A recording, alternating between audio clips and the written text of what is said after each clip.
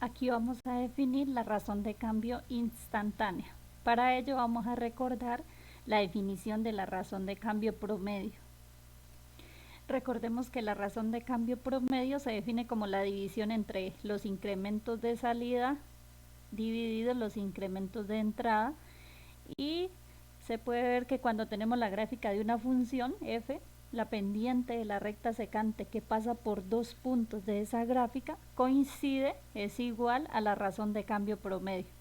Aquí lo escribo, la pendiente de la recta secante es igual a la razón de cambio promedio. De esta manera, la razón de cambio instantánea se define como el límite de la razón de cambio promedio.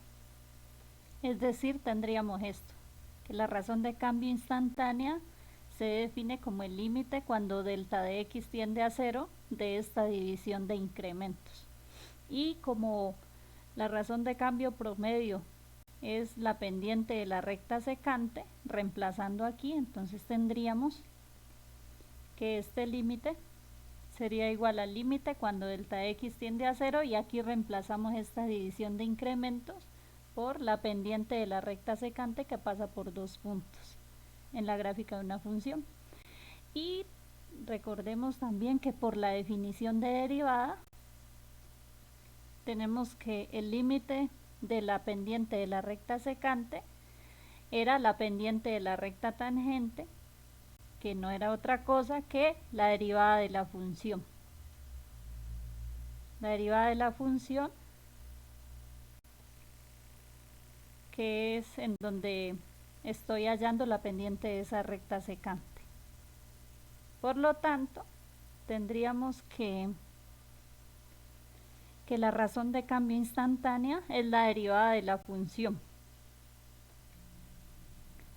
De otro lado, la razón de cambio instantánea más frecuente es la velocidad instantánea. Recordemos que la velocidad instantánea se define como el desplazamiento dividido el tiempo empleado en recorrer esa distancia.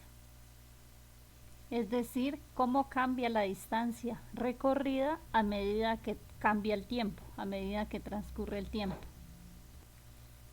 Y esa velocidad instantánea es un tipo de razón de cambio instantánea. En el lenguaje del cálculo se tiene que la velocidad instantánea es igual a la derivada de la distancia, que la vamos a llamar x, la distancia x con respecto al tiempo t. Es decir, la velocidad instantánea es la derivada de la distancia con respecto al tiempo t. X aquí representa la distancia y t representa el tiempo. Y noten que la velocidad instantánea es una razón de cambio porque tenemos aquí dos variables que están cambiando, ¿sí? A medida que cambia la distancia, está cambiando también. A medida que cambia el tiempo, también está cambiando la distancia. En resumen, la razón de cambio instantánea es la derivada de una función. Cuando tenemos una función, la razón de cambio instantánea es su derivada. Y de otro lado tenemos que la razón de cambio instantánea más frecuente es la velocidad instantánea, porque la velocidad instantánea se define como la derivada de la distancia x con respecto al tiempo t.